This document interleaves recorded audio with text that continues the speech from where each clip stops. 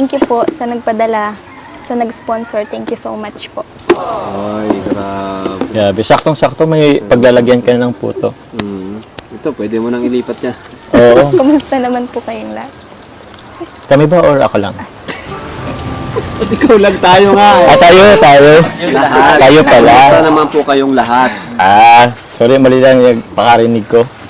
Kumusta daw tayo? Bira lang ito magtanong. Okay. Okay naman kami. Kanina maulan, ngayon nga, maganda ng panahon. Ayun. Sobrang ganda.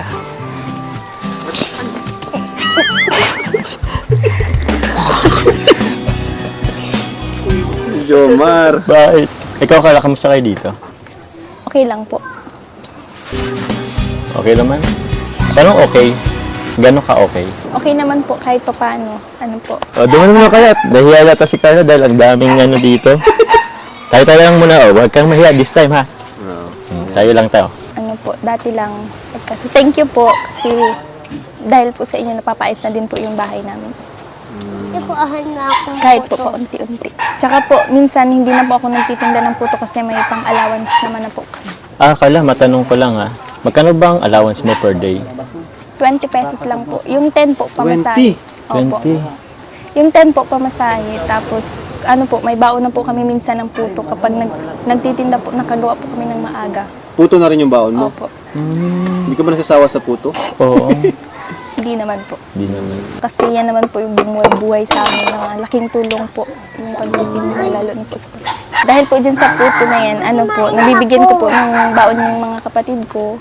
Tapos nakakatulong na rin po para kila mama. Grabe, Carla. 20 lang palang allowance mo per day. Magkano, anong mo dyan? Pamasay mo? Tapos Opo, yung yung 10 pamasahe po. yung 10? Tapos pag pauwi po, naglalakad na lang kami. Yung 10 po. Grabe. Grabing nag-adjust talaga siya, titipid. Ayan, nagtinda ka kailan ka ulit nagtinda ng puto? Kanina umaga, di ba? Umaga po. Kailan ka ulit magtitinda? Baka po bukas ulit. Yung Baka po. perang binigay namin, Pinangpaayos po dyan. Tapos di pa nga po kami nakabili ng pawid na kulang po. Tapos po, kulang? opo. Ayan mo, Nagbili mabigay rin po kami ako ulit sa'yo. ng Oo. At kami naman, dito naman kami para makatulong sa inyo. Buti nga, nakatulong yung binigay namin para, sa bahay nyo. Lalo nagbagyo, di ba? Nakaraan, no? Opo. Kumusta pala nung bagyo? Nung kahapon na tayo? Naglikas po kami. Naglikas din kayo? Kasi delikado rin po yung nyug. Nyog. May mga nyog kasi dito. Delikado po may mga nyog. So, naglipat kayo dun sa school. Opo. Delikado kasi talaga itong mga malapit sa dagat. Di ba, bro?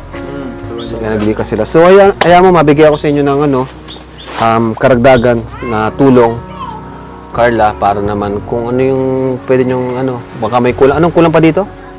Pawid po. Pawid. Opo. Pawid. Tapos, allowance nyo, di ba? Tapos nag-order din po sila mama sa online ng solar. Solar. Nakabili kayo? May solar na kayo? Nadating. Di pa nadating. Ang galing, So, kuha naman yung ma-deliver nun dito. Ang layo nun. Ang layo. 1, 2, 3, 4. Carla. Sana makatulong sa iyo, Carla. 4,000 pesos. Thank you so much po. Laking tulong na po ito sa amin. Marami na po kami mabibili nito.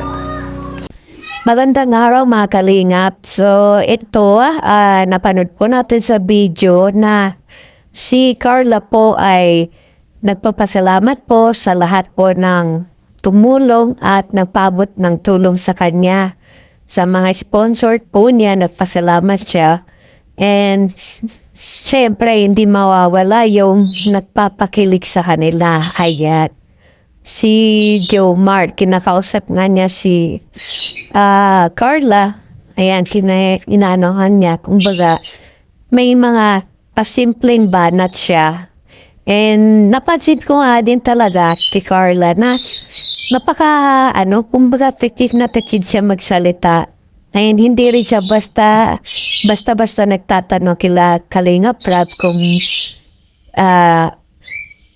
ano ba, kung saan ba mga galing yung mga sponsor, ganon, di ba? Kasi yung iba minsan mga daming tinatanong. Pero siya talaga, kung tatanungin, kung magsasalita lang siya pag tinatanong, ganon, yun naman talaga, yan yung karamihan sa mga dalaga or mga tao sa probinsya na hindi basta-basta, kumbaga, hindi sila yung tulad dito sa syudad masyadong parang mausisa, di ba? And nasa ugali din ni Carla talaga na mahiyain talaga siya. And yun nga, hindi rin siguro siya sanay makipag-socialize sa mga ibang tao kasi nga ang nakapokus siya sa pagtitinda ng poto, ganon, pagtulong sa kanyang mga magulang. Diba? Nakakatuwa. And talagang mahirap din sa pamilya ni Carla na siya lamang mangingisda kasi sobrang hirap niyan, lalo na pag wala silang nahuling isda, lalo na pag may mga bagyo tulad ngayon na tag-ulan. So talagang mahirapan yung mga mangingisda tulad ng tulad ng tatay ni Carla, di ba? Pero kahit pa paano, naman sila, nakaka-survive. And nakakalungkot nga din kasi nga sabi ni Carla na 20 pesos daw yung allowance niya or budget niya sa pag-aaral niya. So bali, yung 10 peso pamasahe lang daw. Tapos yung 10 pesos, yun lang yung para sa kanya. And pag umuwi pala siya, naglalakad lang, wala ng pamasahe. Kasi kung gagamitin yung pamasahe siguro, 20 lahat, 20. 10 papunta at 10 din pabalik. Pero mas ginugusto niyang maglakad na lang pauwi. Diba? Talagang nakaka-inspire talaga yung kwento ni Carla na kumbaga hindi siya pasosyal na dalaga.